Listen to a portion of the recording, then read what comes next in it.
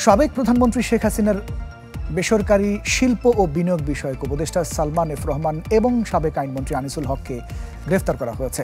New market থানার মামলায় রাজধানীর সদরঘাট থেকে গ্রেফতার করা হয়। তাদের বিষয়টি নিশ্চিত করেছেন নিউ মার্কেট থানার ভারপ্রাপ্ত কর্মকর্তা। তিনি জানিয়েছেন, নৌপথে পালানোর চেষ্টা করছিলেন আওয়ামী লীগ সরকারের এই দুই প্রভাবশালী নেতা। শেখ হাসিনা সরকারের পতনের পর গা ঢাকা দেন মন্ত্রী, এমপি এবং আওয়ামী লীগের নেতারা। এরই মধ্যে কেউ কেউ চলে গেছেন দেশের বাইরে।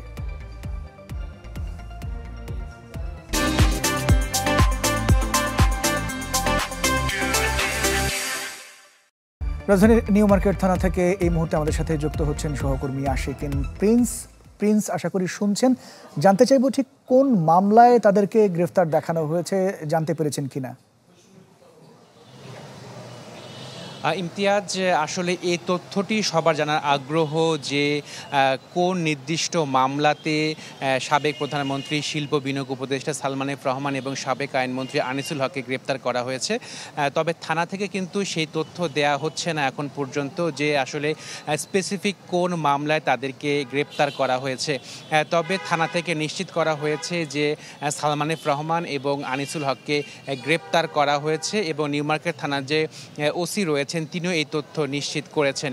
এবং পুলিশের পক্ষ থেকে যে তথ্যটি দেয়া হচ্ছে সেখানে বলা হয়েছে যে নৌকা দিয়ে পলায়নরত অবস্থায় গোপন তথ্যের ভিত্তিতে মূলত তাদেরকে গ্রেপ্তার করা হয়েছে। এই শুধুমাত্র এই তথ্যটি দেওয়া হয়েছে এবং বলা হয়েছে যে নিউ মার্কেট থানায় দায়ের করা একটি মামলায় তাদের গ্রেপ্তার করা হয়েছে। তবে সুনির্দিষ্ট কোন মামলায় গ্রেপ্তার করা হয়েছে সেই তথ্য এখন পর্যন্ত আমাদের জানানো হয়নি বা মিডিয়ার সামনে উপস্থাপন করা হয়নি। এমনিতে আরেকটি বিষয় জানিয়ে রাখি যে নিউ মার্কেট থানার যে অফিসার ইনচার্জ ওসি তিনি কিন্তু এখন থানায় নেই। ফলে এই বিষয়টি নিয়ে এখন পর্যন্ত গণমাধ্যমের সাথে কোনো পুলিশ সদস্য বা পুলিশের কর্মকর্তা তিনি আমাদের সাথে কথা বলেনি, সেহেতু আমরা এখন পর্যন্ত সেই বিষয়টি জানতে পারছি না।